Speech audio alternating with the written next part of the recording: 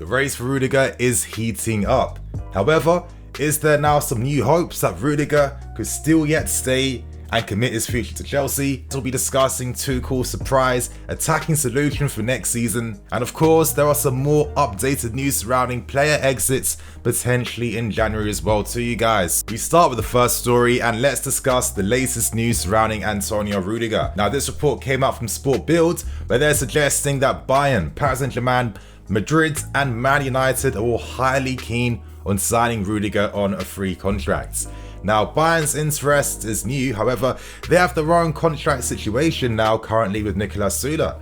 Süle is available to leave on a free during the summer window, and of course Bayern are doing their best to try and entice him to get him to stay. However, if he does go, Rudiger is high up on their priority list, and we know Rudiger's agent, who happens to be his brother who runs an agency company, has already held talks with every single club that I listed earlier. Another new report does involve Man United. Currently with a new interim manager in Ralf Rangnick, reports from Germany are suggesting that he does have a very good relationship with Rudiger's brother. And reports state that Rangnick has showed a willingness to entertain discussions of the availability of Rudiger. On top of this, new reports are coming out suggesting that Paris Saint-Germain are turning up that heat to entice Rudiger to sign for them to beat Real Madrid to his competition.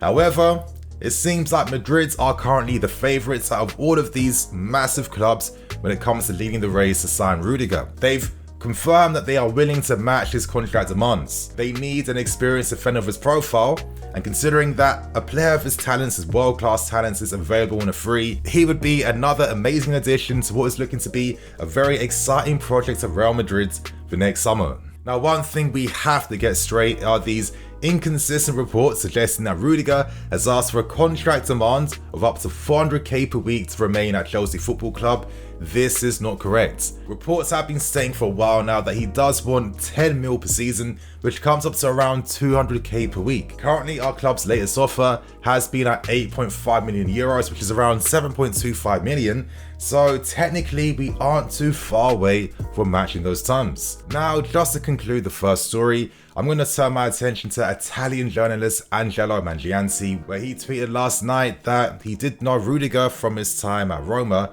and does believe that Rudiger would stay due to, of course, his loyalty to the fans and, of course, how much he loves staying at the club already. In the tweet, he states that he doesn't feel like Rudiger could leave on a free. And then it got me thinking, is there any way that the club will stop entertaining more contract talks once January does come? I mean, we're only like a few weeks away from January, and in January, Rudiger's going to get an idea of every single offer from every big club that he's currently speaking to now. So in my head, I'm thinking this is the perfect situation to, gain some strength in your bargaining position, because if you're getting offers of close to 10 million or above 10 million, that could force the club's hands to have to up their offer to entice you to get you to stay. Remember, he's only leaving if he signs a pre-contract agreement in January. If that doesn't come though, there is still time to negotiate with him and find a solution to get him to stay. For me, let's pray that we find a solution, and I'm going to let you guys know that I am working on a video,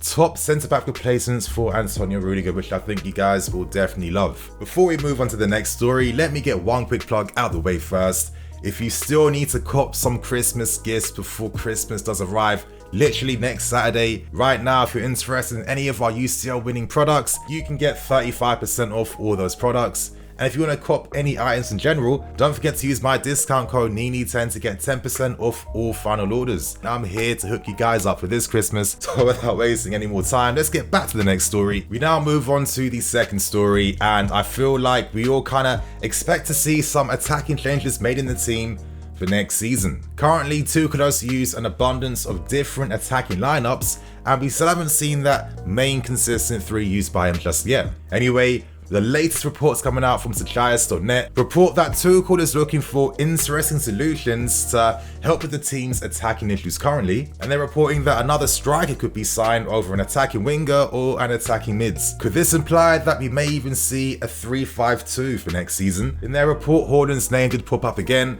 However, the main focus was solely on Lautaro Martinez of Inter Milan. Could Martinez be the striker to help unlock Lukaku, thus unlocking our entire attack? Well, with Werner potentially leaving at the end of the season, I see that we're in a situation where we can cash in on that money and reinvest that into signing another striker. Let's not forget their incredible striker partnership that both these guys had at Inter Milan last season. And for me, the reason why Martinez helped unlock Lukaku so much is that he is adept at playing in those central positions.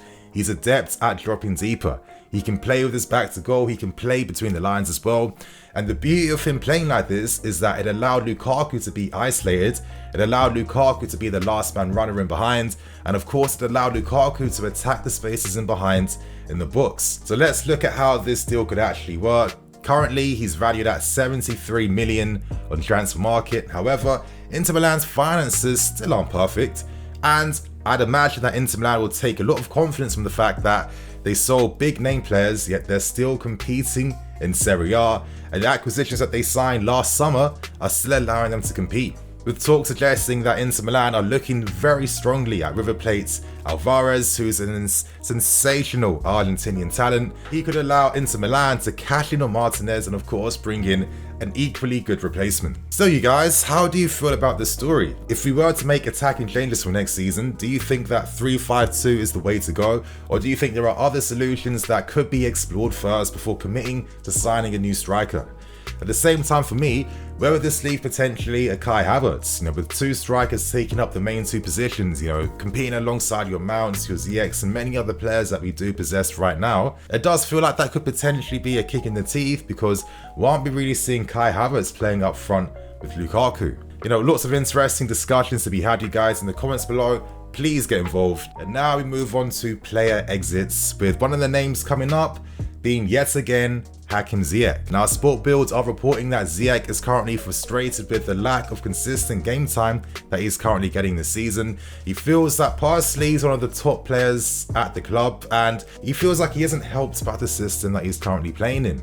He has got 4 goals in 15 games, and recently there have been strong suggestions that Dortmund and Barcelona are looking at signing him on loan in this January window. Anyway, we focus on Dortmund because they were the main focus of that Sport Build report, and they need an attacking reinforcement player on a short-term deal to come in this January, and they're hoping that they can sign Ziyech on a loan this January. At this point in time, our club's position is that no players will be leaving. Tuchel wants to have a full-strength squad.